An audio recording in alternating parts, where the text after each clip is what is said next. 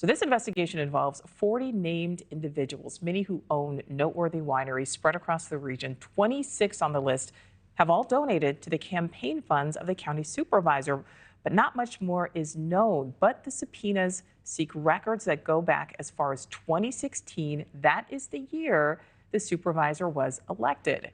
San Francisco Chronicle wine critic Esther Mobley is deeply embedded in the Napa wine world. Joins me live. Esther, thank you so much for your time. First of all, how were you even alerted to the fact that these subpoenas were going out? Well, I should note that the Napa Valley Register, the newspaper in Napa Valley, first learned of the subpoenas through a public records request. But our reporting then showed that in December, the FBI had subpoenaed the county of Napa asking for records. It was kind of a vague request for all records related to the county's communication with 40 individuals, businesses, and other sorts of entities.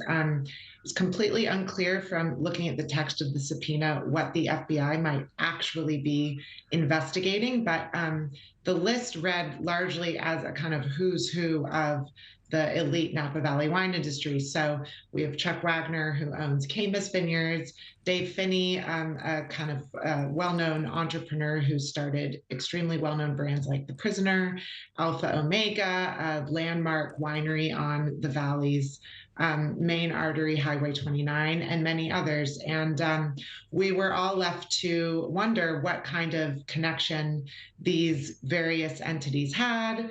And we still don't know what the FBI might be investigating. We should note, too, that that being named in a subpoena like this does not indicate any wrongdoing, and to our knowledge, none of these entities themselves are being investigated by the FBI. Right. Very, very important to note that. So really no idea at this point what could be behind this probe. But Esther, we're talking about, I mean, this is a region, community, and industry that involves a lot of money. How is the community responding?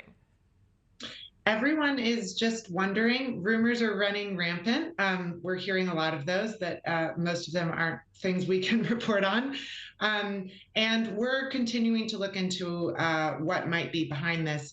This subpoena that we're talking about was one of three that was issued to the county by the FBI. They were looking into some other issues, including related to waste management services and a redevelopment of the county airport. We've since learned that the FBI also sent subpoenas to several other private organizations, including the Napa Valley Farm Bureau, which is a very powerful organization in the county that has kind of become a local political power broker.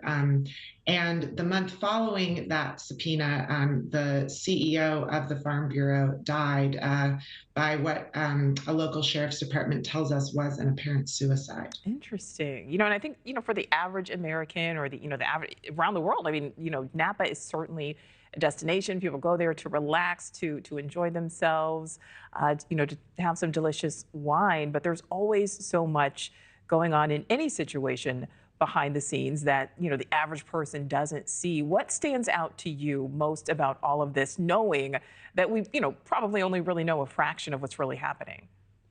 Well, one connection we certainly noticed immediately was that many of the individuals named in that initial subpoena we were talking about, those 40 folks, had some sort of connection to Supervisor Alfredo Pedroza, who's a county supervisor.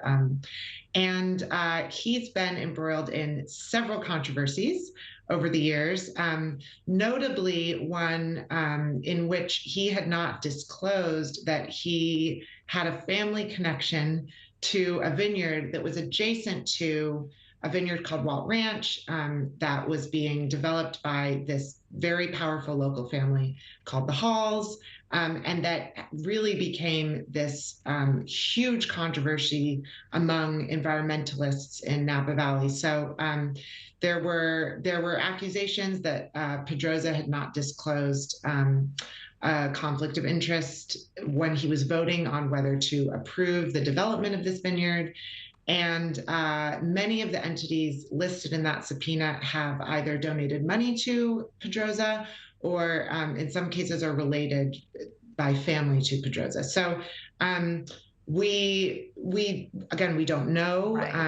Pedroza himself was not named in that, but we did note that connection. Yeah. Thank you for watching. Go to newsnationnow.com to find News Nation on your television provider. And don't forget to click the red subscribe button below to get more of News Nation's fact-driven, unbiased coverage.